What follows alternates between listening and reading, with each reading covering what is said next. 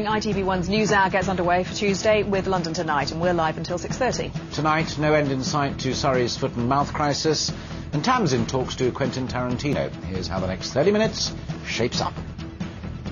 He thinks it's a good thing that his latest movie bombed in the States.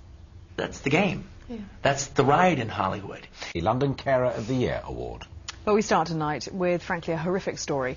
Jennifer Rutledge was raped, aged 9, by her stepfather. He was jailed, but she went on to suffer more abuse from her second stepfather. She was also beaten and deprived of food. So why weren't Jennifer and her siblings taken into care? Well, Hackney Council has now paid Jennifer and her younger siblings a total of £100,000 because social workers didn't remove them from their abusive home when they were children. It all happened in the late 70s, but could others now take similar action? Jennifer certainly hopes so. She's been talking to Ronke Phillips about the abuse payout. At first... Lessons yet again to learn. Now let's take a look at some other of tonight's news. Police are asking local residents for help after a teenager was stabbed to death in Camberwell. The victim, who's put him back to himself, that immense problem that we would like your thoughts upon this evening. The details as always. It does seem never-ending. The foot and mouth crisis in Surrey continues, with confirmation this afternoon that the disease has been found in Virginia water. Now, it is more than 6 weeks since the first outbreak. This latest discovery has again dashed hopes that the spread has been halted, and it means it'll be even longer before farmers in the protection zone can get back to business. Phil Bales is in Surrey for us tonight with the latest. Phil. Next tonight, the biggest visible sign yet that construction of the Olympic site is underway. A massive temporary bridge has been swung into place tonight. It's right next to the Waterden Road Travellers site, and work was suspended for a time early today as the residents were concerned about that latest development. Well, Simon Harris is there for us now. Simon? And thanks.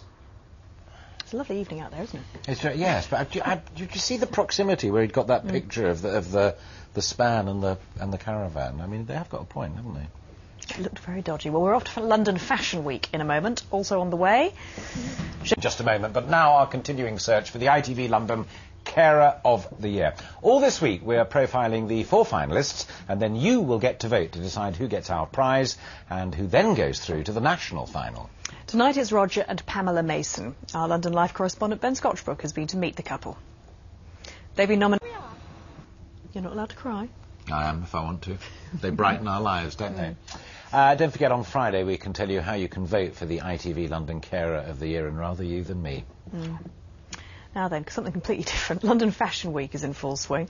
The multi-million-pound showcase attracts dozens of celebrities keen to see what's hot on the catwalk and often keen to be just seen, really. So what is it like for a VIP visiting a show? To find out, we followed Sandy Tom making her first ever trip to London Fashion Week. Quick warning, there is flash photography in this report. Sandy Tom, famous for her hit, I Wish I Were a Prawn Cracker, with Now, flowers in my hair. Remember, when the seagulls follow the trawler, or do I not like that? There have been some pretty daft quotations in the world of football, and now Jose Mourinho is joining in. Apparently, if you have no eggs, you have no omelette. It's very true. That is what the Chelsea boss had to say ahead of tonight's Champions League clash with Rosenborg. We'll be going pitchside to Stamford Bridge in just a moment. But first, though... Well, joining us now from Stamford Bridge is ITV Sports' Jim Beglin. Jim, thanks for chatting to us this evening. Did you... He'd like. Amongst the broken eggs, Drogba and Lampard. How serious a problem? Stamford Bridge at 7:30. Next night, one of Hollywood's hottest directors, Reservoir Dogs, Pulp Fiction, Kill Bill. Yes, Quentin Tarantino could do little wrong. But then came Grindhouse. Which was really 2 films, one of them directed by him, and that ran back-to-back with another film as a double bill. But that did so badly at the US box office that the movies have now been split up, and Quentin's half, which is called Death Proof, will be released here this weekend on its own. Well, our entertainment correspondent Tamsin Sylvester has... Flop, a UK hit. Tamsin Sylvester, London Tonight. Zimbabwe at 6:30. Hello. Hello. Do you know we're inching towards the equinox? Good which Lord. means that...